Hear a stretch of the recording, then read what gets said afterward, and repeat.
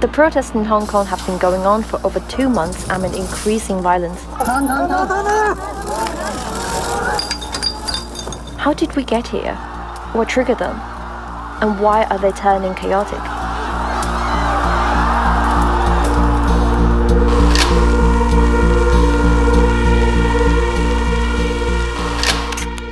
It all started with the murder of Poon Hui Wing, a pregnant Hong Kong woman who was ruthlessly strangled by her boyfriend Chen Tong-kai in Taiwan last year. The suspect fled back to Hong Kong after the murder. Chen was sentenced to jail for 29 months after being charged with money laundering. His killing went unpunished because Hong Kong and the island have no extradition agreement. The case showed that Hong Kong had a legal loophole that needed to be fixed. The Hong Kong SAR government submitted a Fugitive Offenders and Mutual Legal Assistance in Criminal Matters Legislation Amendment Bill 2019 to the Legislative Council for approval in April this year. The bill aimed to establish a mechanism for transfers of fugitives for the Chinese mainland, Macau and Taiwan, which are not covered in Hong Kong's existing laws. The proposed amendment was designed to be only applicable to 37 categories of extraditable crimes, including murder, kidnapping, and rape. It was a common revision of existing laws, so why was then Hong Kong plagued by, sometimes violent, protests? On June 19, Chinese Foreign Minister Wang Yi said that some Western forces are using this issue. 请你们收回你们伸出来的黑手。 What are those Western forces, and who wants to stop these amendments? Hong Kong is home to thousands of intelligence officers, earning the nickname the Asian Division of CIA. Agents from the UK and the US operate in Hong Kong without a single worry because the Chinese mainland has no jurisdiction over the city in accordance with the one country, two systems. The Chinese mainland is not able to bring these agents to justice if they commit offenses as long as they are in Hong Kong, even though it's part of China. If the law changed, Hong Kong would no longer be a haven for criminals. You might say this is pure speculation, but let's take a look at this NGO. National Endowment for Democracy. The NED is a self-proclaimed organization for supporting freedom around the world, but the truth couldn't be further from that. In fact, it's a second CIA, according to one of its founders, Alan Weinstein. A lot of what we do today was done covertly 25 years ago by the CIA. The biggest difference is that when such activities are done overtly, the flap potential is close to zero. But what's the connection between the NED and Hong Kong protests? On May 14th, Hong Kong opposition figure Martin Lee had a meeting with NED representatives Lee Cheuk-yen, Mak Ying-ting, and Nathan Law in Hong Kong. 2 days later, Lee met US Secretary of State Michael Pompeo in Washington, who expressed his concern about the Hong Kong government's proposed fugitive bill. The fugitive bill caused concern among some Hong Kong residents. Despite authorities' assurances, they still worried that Hong Kong is losing its autonomy to Beijing. Opposition factions took advantage of this worry to instigate instability.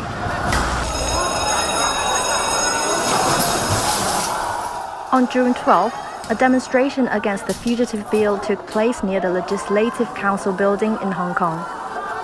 There was a fierce clash between protesters and police. On July 7th, Hong Kong SAR Chief Executive Carrie Lam said the work on the bill was a total failure. The bill is dead. But protests didn't stop, getting more violent instead. On August 6th, 2 separate meetings took place between a US political counselor and separatist leaders, according to Hong Kong's Wen Wei-po newspaper. Julie Ide, who works at the US Consulate General in Hong Kong, was caught on camera meeting with opposition figures Martin Lee and Anson Chan. Later that day, Ide also met Joshua Wong, one of the leaders of the Occupy Central movement in 2014. But long before those reports, Growing evidence pointed at the US as the hand-sowing discord in Hong Kong after US politicians met with Lee and other Hong Kong opposition leaders, including Jimmy Lai. Lai, the founder of Apple Daily, was also spotted on August 3rd meeting with a foreign man in a restaurant, saying, "Welcome to Hong Kong and well done with the situation." That man in the photo is Mark Simon, the right hand of Jimmy Lai, who has been called a man of mystery with ties to CIA. Even though he denies those accusations, a report by the South China Morning Post said Simon's father worked with the CIA for 35 years, and that Simon himself interned with the US intelligence. While the agenda of the meetings might not have been publicized, the 2014 Occupy Central movement could provide insight into understanding what's happening in Hong Kong now. Before the Occupy Central movement, Martin Lee, Anson Chan, and Jimmy Lai went to Washington to meet with the Net and US politicians and plan their so-called independence movement. The Net denied meeting with Martin Lee, but Michael Pillsbury, a former advisor to the US Department of Defense, said on Fox News that the Net was pretty much involved.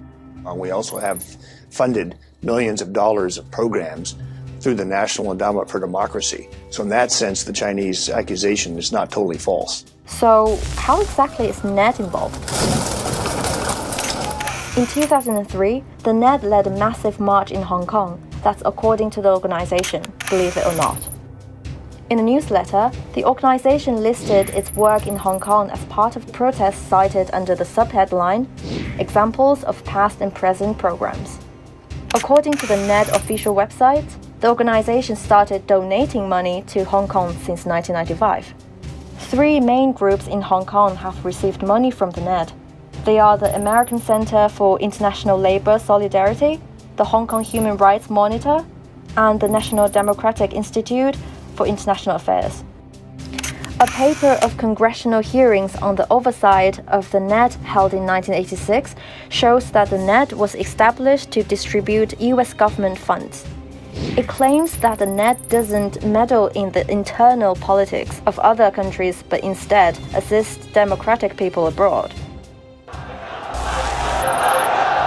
The Net's investments in Hong Kong reached a new high in 2014. According to Oriental Daily, opposition figure Lee Cheung-yen, as an agent of Jimmy Lai, asked the NDI for 1.3 million Hong Kong dollars to promote the Occupy Central movement. And Lai has given 9 opposition groups and 14 separatists over 40 million Hong Kong dollars in the past 3 years. Before setting its sights on China, the Net destroyed the stability of other countries. Stephen Kinzer, a senior fellow in international and public affairs at Brown University, wrote in the Boston Globe that the Net has sought to influence elections in many countries, including Mongolia. It also has built anti-Russia movements in nearby countries. He noted that the group should more properly be called the National Endowment for Attacking Democracy. So, do you still think that the protests in Hong Kong are pro-democracy?